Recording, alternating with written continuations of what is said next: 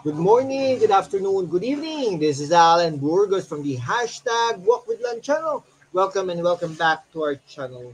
Guys, if you are not yet subscribed to our channel, please do it so now so that you can be a part of this growing family. We are now officially 7,800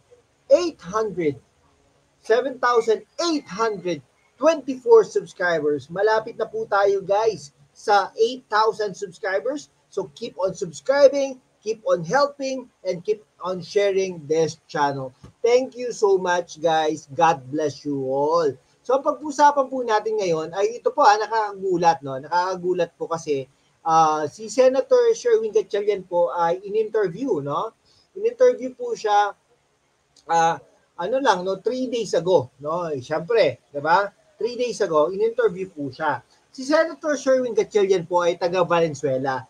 Actually, siya po ay dati nanliligaw po kay Vice President Sara Duterte. Nung mayor pa lang siya, nililigawan po yan. No, ops, teka lang baka po tayo misinterpret. Nililigawan po siya upang maging Vice President siya ni ni Mayor Sara Duterte noong mga panahon na yon, no? Kasi ang gusto ni Senator Sherwin Gatchalian ay tumakbo siya bilang vice presidente niya at ang tatakbo bilang pangulo ng Pilipinas ay si Sara Duterte at the time, no? Kung nagkaganon, di maganda sana, no? Pero anyhow, ganun po talaga ang tinanggap ni Sara Duterte ay tumakbo siya bilang pangalawang pangulo ni Pangulong Bongbong Marcos.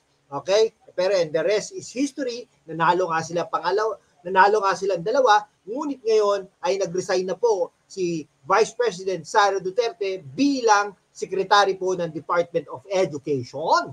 Okay? So yun po yun, no? Kaya po hindi po tayo nagtataka sa pangungusap ni Senator Sherwin Gatchalian dahil bilib naman po, no, si Senator Sherwin Gatchalian kay Sara Duterte bilang manggagawa ng gobyerno, no? Kasi hindi naman pupunta yan sa Davao at kukumbinsihin si Sara Duterte na tumakbo bilang Pangulo ng Pilipinas at siya ay vice presidente niya. Hindi naman po ganoon. Kaya po talaga, bilib din po ako dito kay Sherwin Gatchalian. Kaya hindi po din tayo magtataka na later on, baka ito po ang vice presidential candidate ni ni Vice President Sara Duterte later on sa 2028 pag ito ay tatakbo bilang Pangulo ng Pilipinas. Okay? Ganun po yun, ha? So, ano po problema po doon, no? Well, kasi sabi ni Senator Sherwin Gatchalian ay talagang ang pagre-resign po ni Vice President Sara Duterte bilang Secretary at NTF LCAC Vice Chairperson at Secretary ng DepEd ay politika lamang. Okay? Dahil nagpe-perform naman po ng mabuti si Vice President Sara Duterte bilang kalihim ng Department of Education. Kahit naman itanong mo sa mga guro, no? Itanong mo sa Department of Education, majority, sinasabi po nating majority dahil hindi naman po hindi naman posible na 100% na talagang gusto siya, no? Kasi siyempre may mga makakaliwang grupo diyan, may mga grupo na against sa kanya, against sa pamilya niya, natural lamang po 'yun. Okay? Kaya nga po kaya po ganun talaga. Hindi po 100 pero ito po ang sasabihin natin, majority po ng taga-Department of Education, yung mga guro, mga principal, supervisors, etc. ay talaga namang gusto ang pamamalakad ni pangalawang Pangulo Sara Duterte.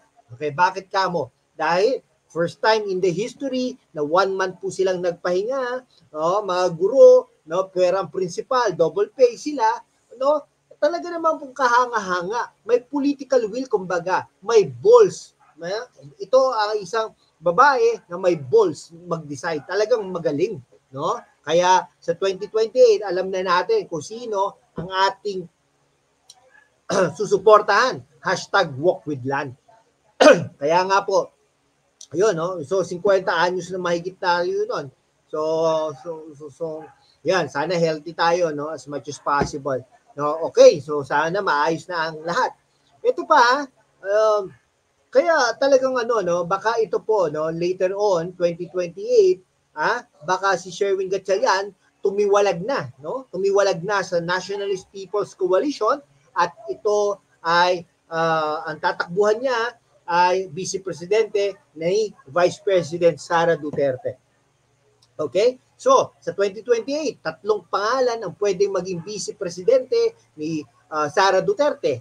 Una, Robin Padilla. Bakit kamo? Dahil ito ay presidente ngayon ito, acting president ng PDP, partido ng kanyang amain. Okay? Pwede, di ba? Kaibigan naman din niya si Robin Padilla. Pero sana, wag naman.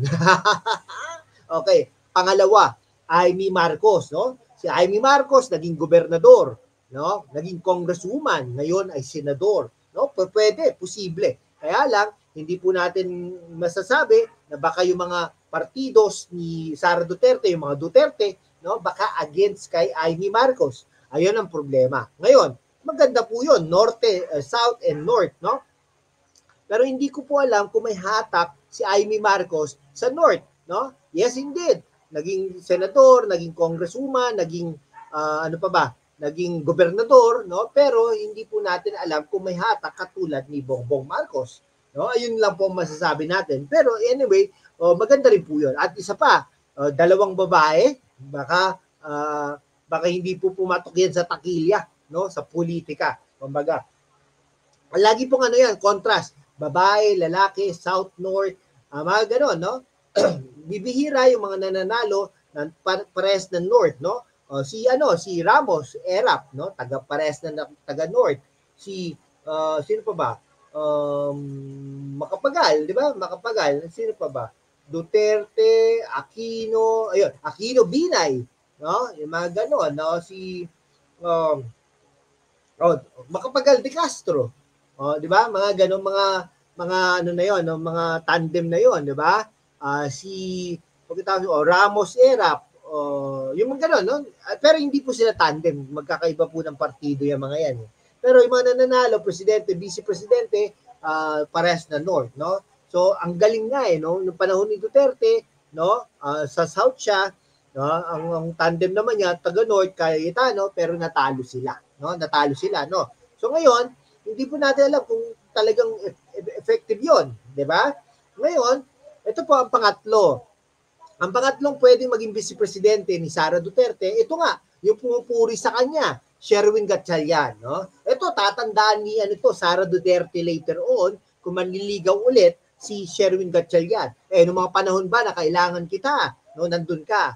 No? Kung wala ka doon, wala kang karapatan na sa mga kaginhawaan ay nandun ka. Okay? Yun po ang tandaan natin sa buhay, ha?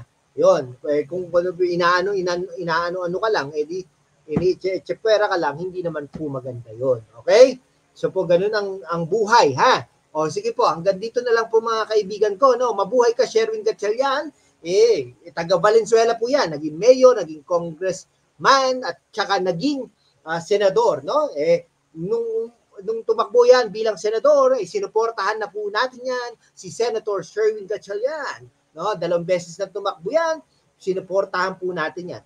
Sa 2028, okay? Sa 2028, yun ang tapos ng termino niya, ay talaga namang,